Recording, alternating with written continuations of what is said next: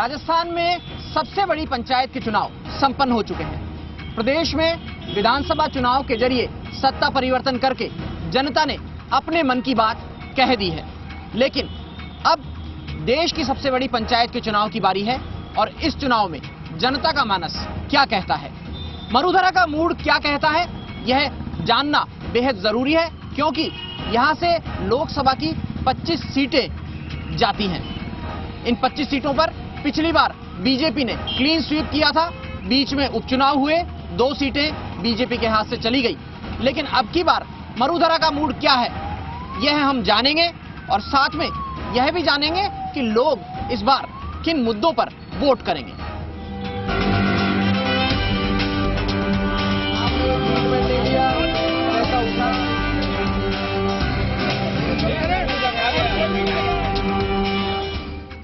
क्या मुद्दे रहेंगे आप लोगों के, क्या व्यक्तिगत मुद्दे रहेंगे, सोसाइटी में आप लोग बात करते हैं क्या मुद्दे? देखिए, सबसे महत्वपूर्ण बात है कि नरेंद्र मोदी जी ने देश का मान बढ़ाया, देश का सम्मान बढ़ाया, पूरे विश्व में एक भारत की छवि बनी है। दूसरा, डिजिटल भारत, स्वच्छ भारत, स्वस्थ भारत, भ्रष्टाचार रहित भारत, इसकी कल्पना साकार होने जा रही है। अब मैं बात कहूँ हमारे प्रोफेशन की, तो सबसे महत्वपूर्ण बात है 65 साल में 1300 कानून जो थे वो 65 साल में हटाए गए, और जबकि इन 5 सालों में 1200 कानून जो खराब थे और बेबुनियाद थे, उन कानूनों को समाप्त किया गया। पब्लिक वोट करेगी, उनकी कार्यशैली को देख करके वोट करेगी, जैसा उन्होंने काम किया देश हित में उसके अनुसार वोट करेगी।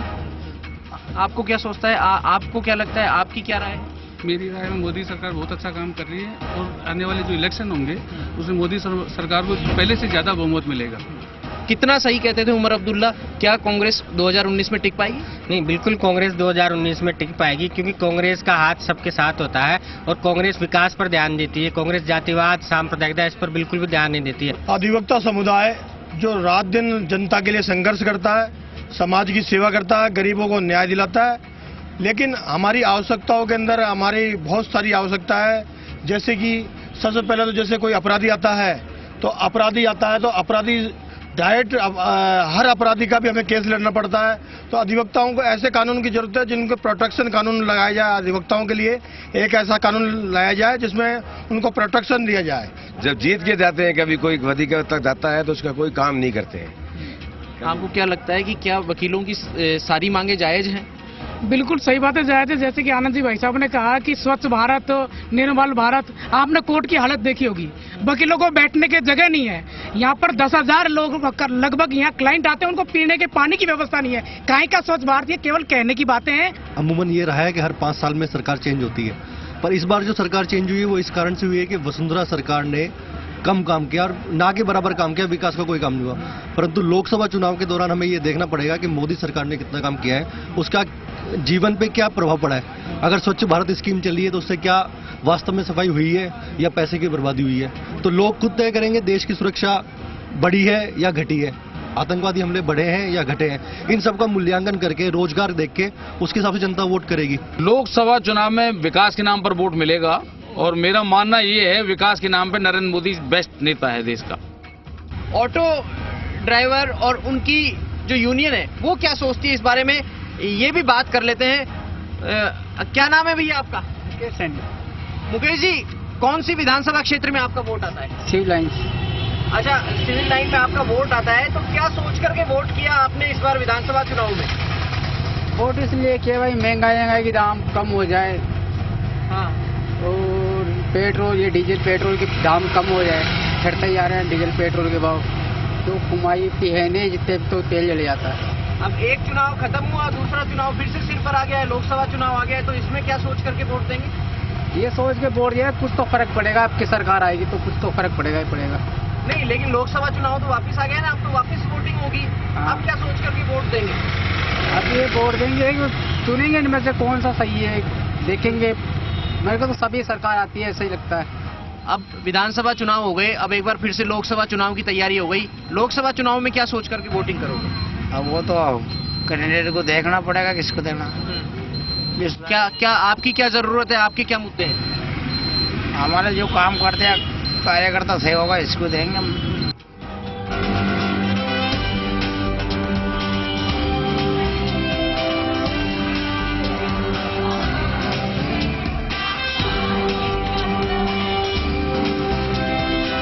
देश के विकास की तस्वीर बनाने वाले शिक्षक भी हैं। वो शिक्षक जो बच्चों की नींव मजबूत करते हैं, वो क्या सोचते हैं आखिर चुनाव के बारे में, इस बारे में भी उनसे बात करते हैं। आप कहां से आते हैं, कौन सा विधानसभा क्षेत्र है आपका? सांगानेर विधानसभा क्षेत्र से हूँ सर। आपको क्या लगता है लोकसभा चुनाव से पहले किस चीज को सोच करके आप वोट करेंगे? सर, मैं मध्यम वर्ग और जो गरीब वर्ग है उसकी मूलभूत आवश्यकताओं पे सरकार कितना कार्य कर रही है और शिक्षा के क्षेत्र में इस तबके के बच्चों को आगे बढ़ाने के लिए सरकार क्या पॉलिसीज ला रही है, इसको देखकर वोट करूंगी। वैसे व्यवहारिक रूप से देखें तो तालमेल लगता है, लेकिन लोगों को मेरे ख्याल से सोच समझकर कि उनके लिए कौन सी सरकार या कौन से पार्टीज हैं वो ज्यादा कार्य कर सकती हैं, उनके बेसिक्स को क्लियर कर सकती हैं, उनकी मूलभूत आवश्यकताओं को पूरा कर सकती हैं, उन्हीं को वोट करना चाहिए। और इसके लिए सरकार को शिक्षा में भी बहुत सारे ऐसे परिवर्तन करने चाहिए जिसमें बच्चे रोजगार की ओर अग्रसर हो सकें। वो बेरोजगारी की तरफ बढ़ते जाते हैं, इससे कई ऐसी घटनाएं हो जाती हैं, लेकिन उनको प्रायोगिक शिक्षा पर ज्यादा जोर देना चाहिए। सर, महिला शिक्षा तो बहुत जरूरी है और महिला सुरक्षा ही बहुत जरूरी है। महिला ही सुरक्षित नहीं होगी तो समाज स्ट्रांग कैसे बनेगा? महिला जब स्ट्रांग होगी, महिला सुरक्षित होगी तो समाज भी स्ट्रांग होगा। और हाँ, सरकार का सवाल तो सरकार जो है ना, जो राज्य स्तर की होती है वो क्षेत्रीय आधार पर जो है ना जनता उसको चुनती है, और जो केंद्र की सरकार होती है उसकी वो देश के विकास के हित में जो है ना पब्लिक उसको वोट देती है।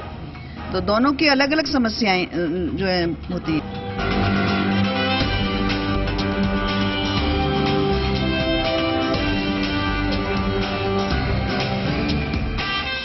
प्रताप सिंह खाचरियावास जो सरकार में मंत्री भी हैं, जयपुर शहर की जो लोकसभा है उसमें सिविल लाइन विधानसभा क्षेत्र का नुमाइंदगी करते हैं, उनसे बात करते हैं। प्रताप जी, लोकसभा में भी क्या लोग विधानसभा में जो मैसेज दिया, जो मानस दिखाया, उसी आधार पर वोट करेंगे या लोकसभा में कोई और पैटर्न रहेगा? देखिए, एक बात आप मानकर चलिए, पिछली बार जब बीजेपी की सरकार राजस्थान में बनी तो बीजेपी की सरकार को राजस्थान की जनता ने 25 लोकसभा सीटें दी तोहफे में, और 25 के 25 लोकसभा के सदस्य और पिछली बीजेपी की वसुंधरा सरकार ने जुल्म किया, अन्याय किया, भ्रष्टाचार किया।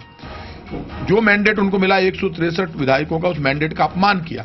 आज मैं प्रॉमिस कर रहा हूं, हमें परसेंटेज ऑफ वोट और मैंडेट कितना मिला, लेकिन सरकार को आशीर्वाद दिया कांग्रेस की सरकार को जनता ने, और हमें सरकार हमें मिली है। हमने राजस्थान की जनता से रिक्वेस्ट की है, कड़ी से कड़ी जोड़िए। जैसे आपने बीजेपी को 25 सीटें दी, बड़ा बहुमत आपने 163 का दिया, हमारी 100 सीटें आई, लेकिन हम जवाब दे रहे हैं। राजस्थान की जनता से हमने रिक्वेस्ट की है कि कांग्रेस की सरकार राजस्थान को आगे ले जाना चाहती है। कर्मचारी, व्यापारी, मजदूर, किसान और विद्यार्थी, उन सब के जीवन स्तर को ऊंचा उठाना, राजस्थान में डेवलपमेंट करना, राजस्थान के हर वर्ग को सम्मान मिले, अधिकार मिले। हाथ जोड़कर सरकार, चाहे मुख्यमंत्री अशोक गहलोत हो, चाहे डिप्टी सीएम सचिन पायलट हो, चाहे पूरे कैबिनेट एमएलए हो, चाहे कांग्रेस के कार्यकर्ता, हम सब जनता की चौपाल पर, गरीब की झोंपड़ी में जाकर, सड़क पर जाकर, चाय की थड़ी पर जाकर, जनता के बीच में जनता को मालिक मानते हुए, राहुल गांधी का संदेश है कि अब जनता मालिक है, आप मालिक नहीं, आप सेवक हैं। सब सेवक बनकर काम करेंगे, 18 घंटे काम करेंगे। और हमने राजस्थान की जनता से रिक्वेस्ट की, लोकसभा में आप हमको वोट दो, लोकसभा में राजस्थान की जनता हमको वोट देगी। मैं हाथ जोड़कर विनती करता हूं, तभी राजस्थान की सरकार मजबूत होगी, राजस्थान की आवाज बुलंद होगी, आज राजस्थान की आवाज मजबूत होगी। ईडी, इनकम टैक्स जैसी संस्थाएं और सीबीआई जैसी संस्थाएं, उन्हें बदले की भावना से काम आने लगी है। लोग समझ गए कि मिस्टर मोदी बोलते ज्यादा है, काम कम करते हैं। काम तो किया ही नहीं। एक योजना मुझे बता दो, ये उज्ज्वला योजना की बात करते हैं, उसमें 6 महीने उसको एक बार गैस कनेक्शन फ्री देते हैं, बाद में 6 महीने सब्सिडी का कनेक्शन नहीं मिलता, उसको गैस नहीं मिलती, उसको कॉमर्शियल गैस सिलेंडर लेना पड़ता है, तो उससे तो आप 6 महीने पैसे वसूल कर रहे हो। आपने इस देश में 3.5 लाख करोड़ रुपए आपने उद्योगपतियों के माफ कर दिए, किसानों के कर्जे माफ नहीं किए। लोग इस वक्त मोदी जी को जवाब देना, मोदी जी के जवाब फेल हो चुके हैं। और राहुल गांधी ने जो सवाल खड़े किए हैं, देश इस वक्त परिवर्तन चाहता है।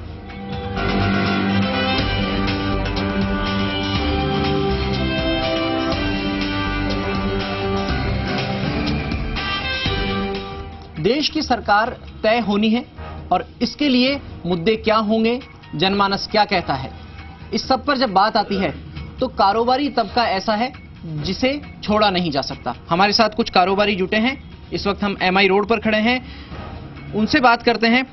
साहब, आपको क्या लगता है कि देश की सरकार जब चुनेंगे आप, तो किन मुद्दों पर व्यापारी क्या सोचता है, क्या अहमियत दी जानी चाहिए? व्यापारी सर्वप्रथम तो ये सोचेगा कि जीएसटी में सरलीकरण होना चाहिए, बार बार नोटबंदी का नहीं होना चाहिए, और बार बार जो है ये जो जीएसटी में गफलत लगा लगा के करते हैं ये नहीं होना चाहिए। आम आदमी को और आम व्यापारी को सुविधाजनक होनी चाहिए कि जो है जैसे अभी हम जो है कंपोजिशन स्कीम में तो हमारा जो है 1% लगता है, और अभी जो है जो कल हमने अखबार में पढ़ा था तो उसमें अगर आप जो है 50 लाख वाले कंपोजिशन फ्री कर दिया टैक्स जीएसटी का, तो उसके अंदर जो है 6% देना पड़ेगा। अच्छा सुनील जी, आपको क्या लगता है सरकार से कारोबारियों की उम्मीद क्या है, और जब आप वोट देंगे तो किन चीजों के आधार पर अपना वोट तय करेंगे? निश्चित तौर पर जिस तरह से राजस्थान की सरकार चेंज हुई, एक बड़ा रोल था व्यापारियों का कि व्यापारी त्रस्त था नोटबंदी से और जीएसटी से। देखिए जिस तरह से सेंट्रल गवर्नमेंट ने जो स्कीम लगाई, जो जीएसटी करी, नोटबंदी की, छोटे तबके के व्यापारी जिनका कारोबार करीब 20 से 25 लाख होता था, 30 लाख होता था, उनको छूट नहीं मिली। प्लस जिनका टर्नओवर 1 करोड़ के आसपास था, नेचुरली उम्मीद लगाए बैठे थे कि उसको बढ़ाया जाए, वो चीज नहीं हुई।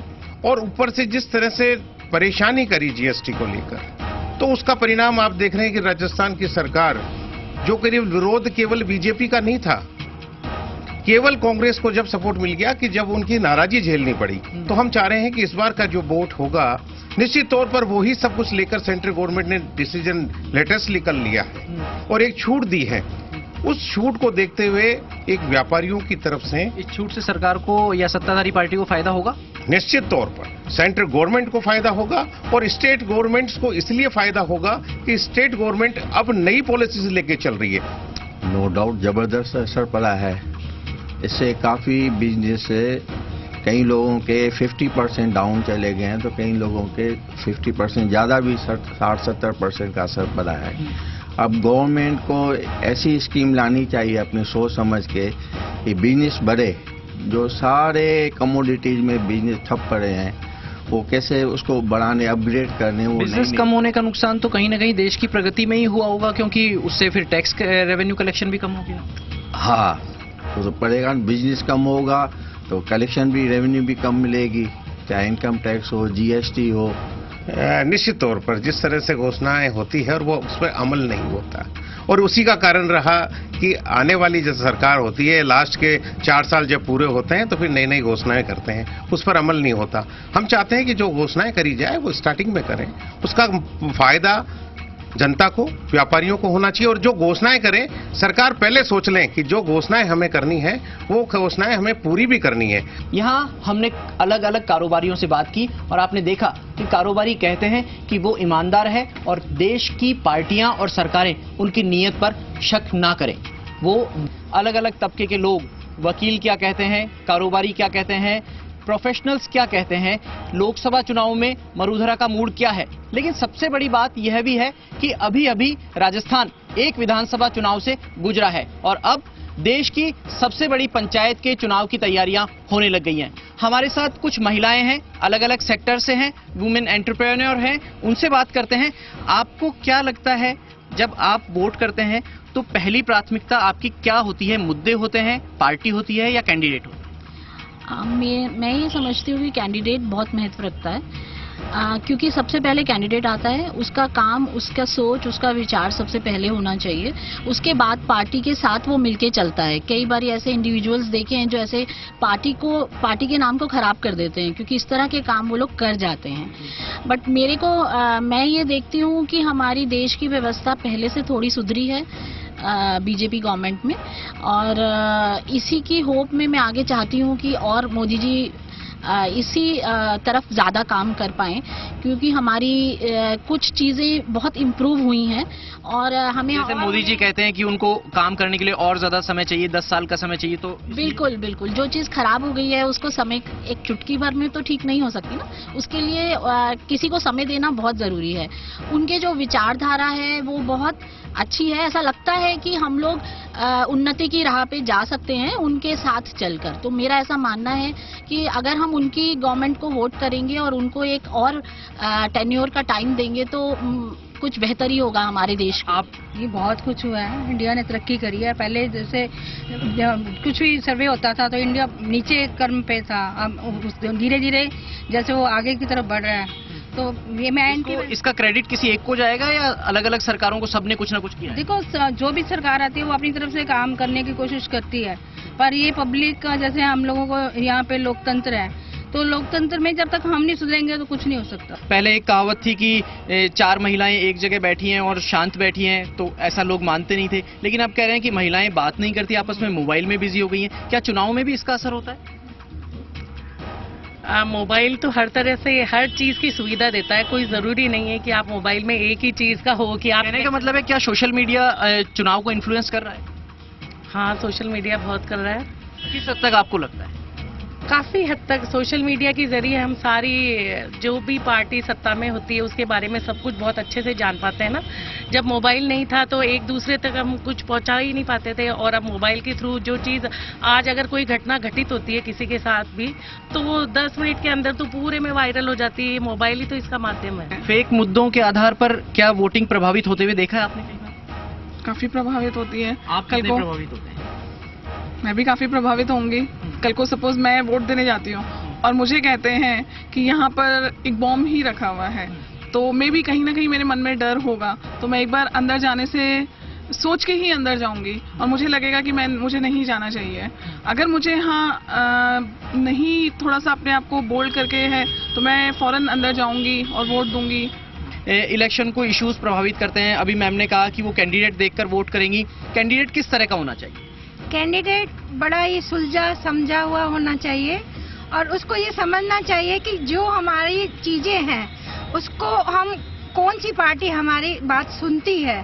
प्लस कोई भी पार्टी है, जैसे अभी बीजेपी पार्टी है, तो उसको 10-15 साल का समय देना चाहिए ताकि वो आगे चल सके, क्योंकि कांग्रेस ने इतने सालों में कुछ नहीं कर। आधी आबादी जिसको टिकट नहीं मिलता है वो अपनी पार्टी के ही खिलाफ हो जाता है। ये आजकल का बड़ा ट्रेंड है जिसमें दल बदल का जो सिस्टम है, मेरे ख्याल से तो ये बिल्कुल बैन कर देना चाहिए, क्योंकि ये यहाँ पर सिर्फ अपने आप को एमएलए या एमपी बनाने के लिए मुझे लगता है कैंडिडेट्स होते हैं, क्योंकि जैसे उन्हें टिकट नहीं मिलता वो फट से दूसरे दल में चले जाते हैं और वहाँ से टिकट ले लेते हैं। तो वो पर्सनल अपने उसके लिए जो करते हैं वो बहुत ही गलत है।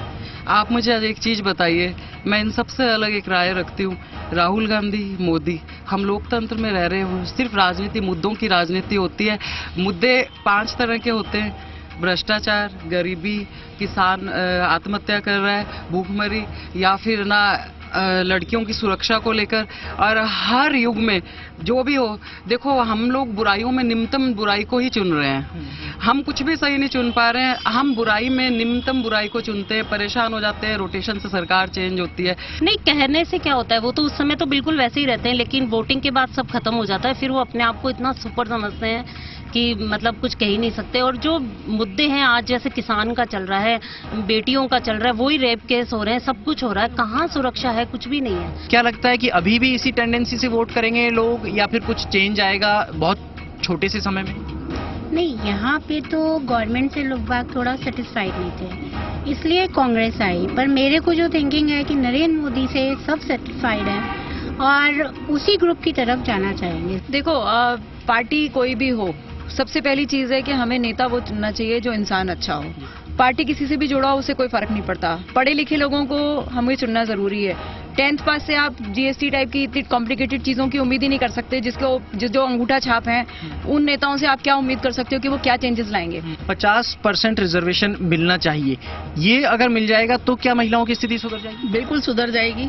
वो अपने आप को सशक्त मानेंगी। और मैं तो ये कहती हूँ कि महिलाओं को सशक्त करने के लिए उनको बिजनेस में 0 पॉइंट ऋण पे वो देना चाहिए, ताकि वो 0% पे होगा तो वो अपना बिजनेस अच्छे से सर्व कर पाएंगे। भी एक बात आई आर्थिक पिछड़ों को आरक्षण की, ये नई मौजूदा सरकार ने किया है, क्या इसका असर पड़ेगा चुनाव में? हाँ, जरूर पड़ेगा। जिनको जरूरत थी, जिससे उनको मिला है ये आरक्षण, तो वोट जरूर देंगे इसके लिए वो। राफेल विमान जैसे मुद्दे आते हैं, खूब आरोप लगते हैं कि भ्रष्टाचार हुआ, ऐसे मुद्दे आप लोगों को छूते हैं? नहीं, बिल्कुल सही है। वो राफेल वगैरह खरीदने का जो उन्होंने वो मानस बना रखा है, बिल्कुल सही है। क्योंकि इसके पहले भी जब ये बातें उठी थी राफेल वगैरह से रिलेटेड, तो ये राहुल जी वगैरह के कहते हैं, जैसा कि सुना है कि इन लोगों का ही वो रहता है इंटरफेयर कि भाई नहीं होना चाहिए, लेकिन राफेल जी का जो मुद्दा है वो बिल्कुल सही है और खरीदना भी चाहिए था। इससे क्या है, वर्ल्ड में अपना एक स्टेटस बन जाता है अपने, और इस समय जो भारत के जो स्टेटस है वर्ल्ड में वो सबसे बढ़िया है। और उन्होंने जो मोदी जी ने जो इस समय अपना इंडिया को रखा है वर्ल्ड लेवल पे, वो बहुत बढ़िया किया है। पिछले 1-1.5 साल में कभी गैस का, जब भी गैस वाला देने आता है, कभी इट इज 700, कभी 900, कभी, तो एक नॉर्मल मिडिल क्लास फैमिली अगर 600 का गैस सिलेंडर नेक्स्ट टाइम 900 का आएगा तो definitely they will find it difficult to find. दूसरे भी मुद्दे होते हैं, पेट्रोल पर टैक्सेस होते हैं, जीएसटी की अलग अलग रेट होती हैं, इन सब के ऊपर इन सब का कितना असर पड़ता है चुनाव? ऑब्वियसली पड़ता है। जब आप जो भी पॉलिसी इंट्रोड्यूस करें, इट शुड बी मतलब कॉमन मैन के हिसाब से सुननी चाहिए। देखिए, मेरा ये मानना है कि आम इंसान के पास बहुत सारे मुद्दे हैं, लेकिन वो सारे मुद्दे उसकी खुद की पर्सनल नीड्स को फुलफिल करने के लिए, कि मेरा किचन का बजट है या एक्सेट्रा जो भी मूलभूत आवश्यकताएं हैं। लेकिन मेरे लिए जो सबसे महत्वपूर्ण मुद्दा है वो दो हैं। पहला, देश की सुरक्षा, जिसके लिए मोदी जी ने बहुत बेहतरीन काम किया और मैं बहुत सेटिस्फाइड हूँ, और इसीलिए मैं मोदी जी के पक्ष में हूँ। क्योंकि इंटरनल लड़ाइयाँ तो हम जब लड़ेंगे जब हम बाहर से सुरक्षित, क्योंकि बाहर से हम सुरक्षित नहीं, हम कितने भी प्रोग्रेस कर लें हमारा वो वजूद रहेगा ही नहीं।